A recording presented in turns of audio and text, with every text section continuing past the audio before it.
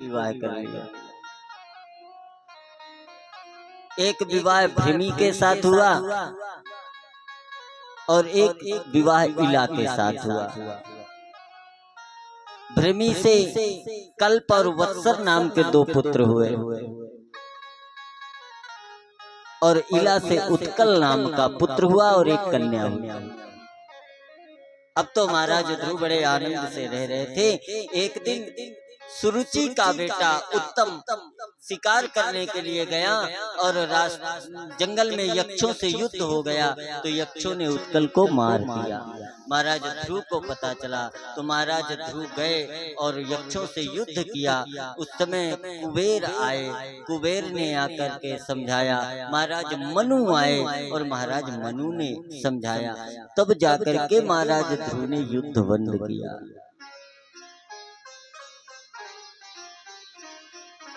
महाराज कुबेर ने कहा, ध्रुव मुझसे कुछ वरदान मांग लो। तब ध्रुव ने कहा कि मुझे कोई वरदान नहीं चाहिए, बस मुझे केवल इतना वरदान दे दो कि मेरा भगवान के चरणों में स्नेह बना रहे। सराज राजेन वराय चोदितो ध्रुवो महाभागवतो महामती हरौ सवप्रे चलितां स्मृतिं यया तरत्प्रयत्नेन दुरत्ययं तमः। बस मेरा भगवान के चरणों में स्नेह बना रहे, यही मुझे वरदान दे दो। कुबेर ने समझाया, वरदान दिया, तब जाकर के महाराज ध्रुव ने युद्ध समाप्त किया। धीरे धीरे महाराज ध्रुव का समय पूरा हुआ और उस समय मृत्यु आई। और मृत्यु आई ध्रुव के पास और ध्रुव से कहा कि महाराज अब आपका समय पूरा हो गया है। ये मृत्यु लोक है, मरना सबको पड़ता है, लेकिन आप भक्त हो भगवान के, मैं आपको कैसे मार सकती हूँ। आपके लिए तो विमान आया है। तो महाराज ध्रुव ने कहा, कोई बात नहीं, तुम ये विमान थोड़ा सा ऊंचा है, इसलिए मुझे सीढ़ियों की आवश्यकता पड़ेगी, इसलिए आप अपनी गर्दन नीचे झुका लो, मैं आपके मस्तक पर पैर रख करके विमान में बैठ जाऊंगा। और भैया भगवान का भगत इतना ऊंचा होता है कि मृत्यु ने अपनी गर्दन नीचे झुकाई और महाराज ध्रुव मृत्यु के सर में पैर रख करके विमान में बैठ गए। बोलिए भक्त वत्सल भगवान की जय। भैया महाराज ध्रुव का विमान चलने लगा। जैसे महाराज ध्रुव का विमान चला तो महाराज ध्रुव के नेत्र सजल हो गए। महाराज ध्रुव के नेत्रों से अश्रुपात होने लगे। तब भगवान के पार्षदों ने कहा, आप रो क्यों रहे हो। तब महाराज ध्रुव ने कहा कि जो माँ मेरे लिए जंगलों में रहती थी, जिस माँ के कारण आज मैं भगवान के लोक को जा रहा हूँ, मैं उस माँ को वहीं नरक में छोड़ के चला आया। मैं उस माँ को अपने साथ लेकर के नहीं आ पाया। आहा, उस समय भगवान के पार्षदों ने कहा, अरे जिसके घर में, जिसकी कोख से इतना भाग्यवान पुत्र पैदा हो जाए, क्या कभी उसके माता पिता नरक में रह सकते हैं। अरे जरा और आगे देखिए, आपकी माँ का विमान तो आपसे भी आगे जा रहा है। और जब महाराज ध्रुव ने आगे देखा तो माँ का विमान और आगे चला जा रहा था। भैया जब भाग्यवान पुत्र पैदा हो जाता है तो माता पिता का कल्याण हो ही जाता है। और याद रखना, बालक धर्मात्मा बने, बालक संतों का, ब्राह्मणों का पुजारी बने, उसके लिए सबसे पहली गुरु है माँ। दुस्सीलो मातृ दोषेण पितृ दोषेण मूर्खतः कारपिंडेयाम वंश दोषेण आत्म दोषेण दरिद्रता। अगर बालक दुस्सील है तो उसमें माँ का दोष है, अगर बालक मूर्ख है तो पितृ दोषेण मूर्खतः, उसमें पिता का दोष है, और अगर बालक दरिद्र है तो उसमें किसी का दोष नहीं है, स्वयं उस बेटे का ही दोष है। इसलिए भैया सबसे पहली गुरु है बेटे की माँ। जब ध्रुव तपस्या करने गए तो किसने कहा? माँ ने कहा जा बेटा जाकर के तपस्या कर, संसारियों से मत मांग, सबको भगवान देते हैं। मानो मेरे भाई बहन, इस कथा से शिक्षा लेना चाहिए। जीवन में कभी भी कोई अभाव हो तो अपने सद्गुरु के पास जाओ और भगवान के पास जाओ, संसारी कुछ नहीं कर सकता।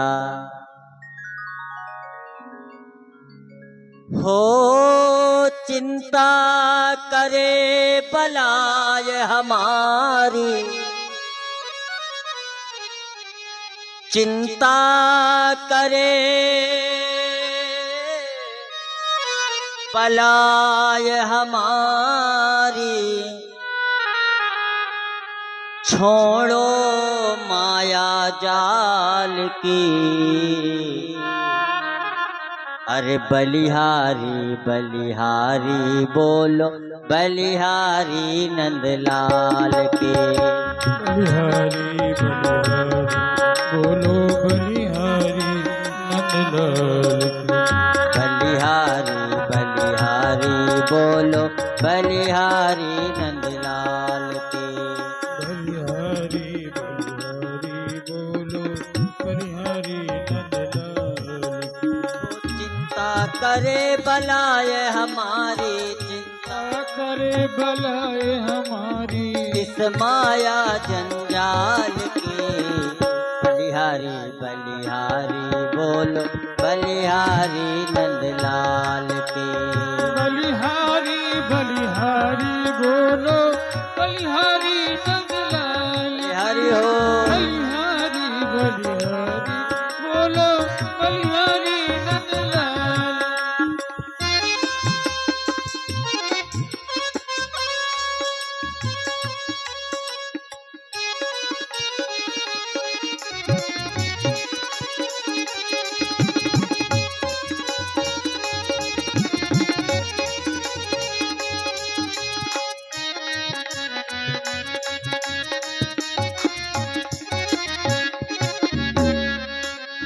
जिस मालिक ने जन्म दिया है अन्न वस्त्र भी वो देगा। जिस मालिक ने जन्म दिया है अन्न वस्त्र भी वो देगा। जिस मालिक ने जन्म दिया है अन्न वस्त्र भी वो देगा। जिस मालिक ने जन्म दिया है अन्न वस्त्र भी वो देगा। सिर ढकने को छत भी देगा, खबर हमारी भी लेगा। सिर ढकने को छत देवेगा, खबर हमारी देवेगा। मस्त रहो निर्भय हो चिंता, मस्त रहो निर्भय हो चिंता, छोड़ो रोटी दाल की। बलिहारी बलिहारी बोलो, बलिहारी नंदलाल के। बलिहारी बलिहारी बोलो, बलिहारी नंदलाल की। बलिहारी बलिहारी बोलो, नंदलाल की। हरि हो बलिहारी बोलो, बलिहारी नंदलाल की।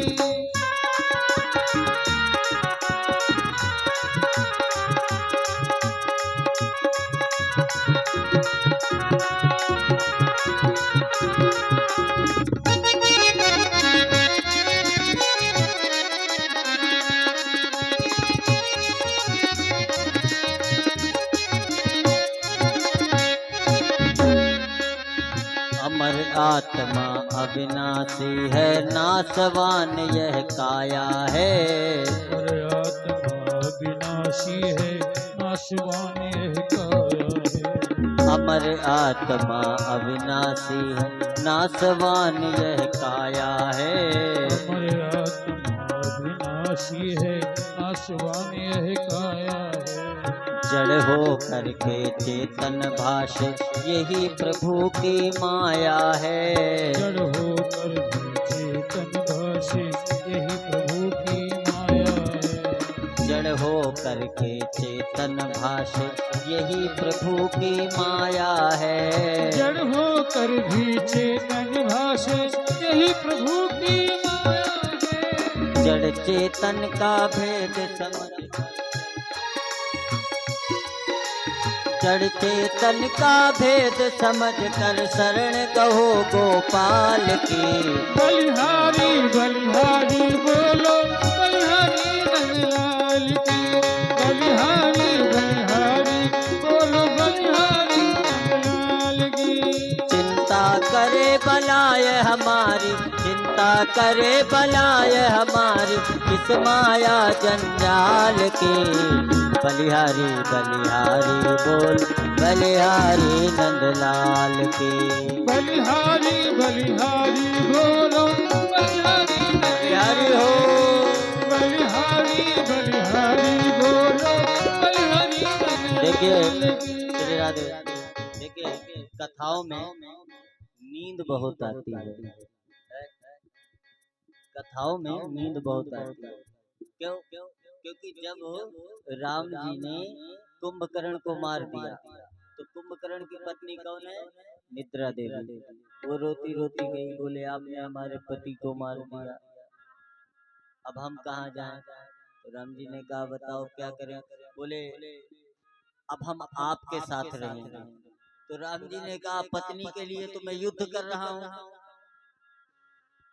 आप क्षमा करें, हम आपको अपने साथ नहीं रख सकते। तो बोले कहीं तो रहने के लिए स्थान दो। तो राम जी ने कहा ठीक है, मेरे साथ मत रहो, जहाँ मेरी कथा हो वहाँ पहुँच जाया करो। तो भैया निद्रा देवी जरूर आती है कथा में। अच्छा एक बात बताएं, सोने वाले श्रोता के कुछ लक्षण होते हैं। सोने वाला श्रोता पता है कहाँ बैठेगा? जहाँ पर टेंट का खंभा लगा होगा, बढ़िया टिक के बैठेगा, और पता है बढ़िया मस्ती से नींद लेगा। अच्छा, सोने वाले श्रोता के कुछ लक्षण भी होते हैं। जैसे ही सोने वाले श्रोता को आप बगल वाला थोड़ा सा हिलाए तो वो जगेगा, और अगल बगल है इधर देख करके मुस्कुराएगा जरूर। और शायद आप उससे कहो कि अभी तो महाराज जी ने कोई ऐसी बात नहीं की कि जिसमें हंसी आए, तो पता है वो कितना चतुर होता है। वो पता है क्या कहेगा? ओ महाराज जी बड़ी गजब की कथा कहते हैं, समाधि लग जाती है, पता ही नहीं चलता किस दुनिया में चले गए। भैया निद्रा देवी आती है, तो इसीलिए राम जी ने वक्ताओं से कहा कि ये वक्ताओं निद्रा देवी आएगी, इसलिए बीच बीच में संकीर्तन कराते जाना, तभी वो निद्रा देवी भगेगी। बोले कहाँ जाएगी भग के? बोले जो संकीर्तन में ताली नहीं बजाएगा उसकी खोपड़ी में। इसलिए बड़े भाव से बलिहारी बलिहारी बोलो, बलिहारी नंदलाल की। बलिहारी बलिहारी बोल, बलिहारी नंदलाल की। चिंता करे बला